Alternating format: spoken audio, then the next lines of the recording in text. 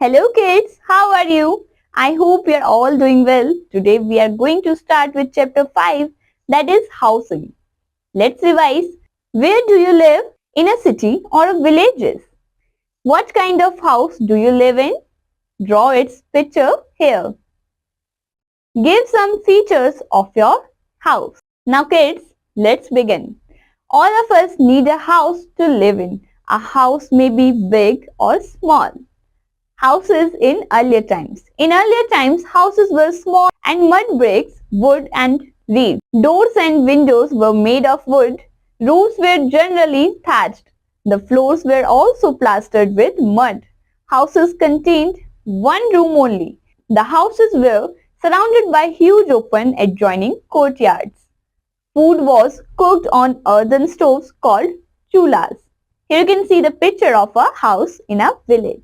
Now the fascinating fact, chulas used dry cow dung cakes or wood as fuel. Here we have an activity to do.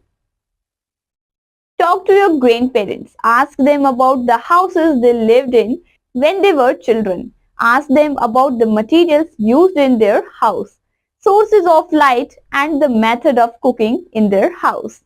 Also ask them about the number of family members living in that house. Next we have houses in villages. Houses in villages are very simple. Most houses are made of clay bricks and mud. The roofs are made of strips of wood, branches of trees and covered with mud. Walls and floors are plastered with a mixture of mud, grass and cow dung. Houses have huge open areas around them. These houses are not very strong and need repair before and after rain. There is generally no electricity and no indoor toilet. However, things are changing in the villages now. Due to the advancement in science and technology and government initiatives, many villages now have electricity and indoor toilets. Villages have schools, dispensaries and proper roads. Many households in villages have a LPG connection. People have started building houses which are similar to the houses in a city. You can see houses in villages. Now class, let's move on to houses in cities. In cities, the houses are big and strong. The materials used to make houses are wood, cement, baked bricks, metal, concrete and clay. These houses are stronger than the houses in villages. Roofs of the houses are made of iron rods and cement.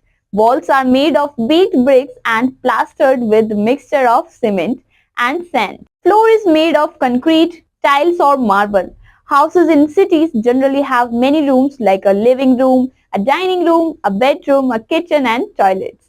Population in cities is increasing rapidly. Due to this, there is a lack of space in cities. People have started building multi-story buildings. Such buildings contain a large number of apartments or flats. Each apartment is a small house in itself. Many families live together in such multi-story buildings. These buildings have common areas for parking and lawns. Here you can see houses in cities and the picture of multi-stories. We have a fascinating fact. Bungalows are generally large houses with huge open spaces. Some people are forced to live in slums due to poverty and unemployment. Slums are a cluster of poorly built houses. These houses have temporary structures with roofs made of tin or plastic sheets. They lack in basic facilities like electricity and water. Slum areas are generally unhygienic with piles of garbage lying around. There is an acute shortage of water too. Government is trying to provide low-cost housing for people living in the slums. Now kids, visit a slum and find out about living status of the people over there. Thank you kids. We will meet in the next class. Bye-bye.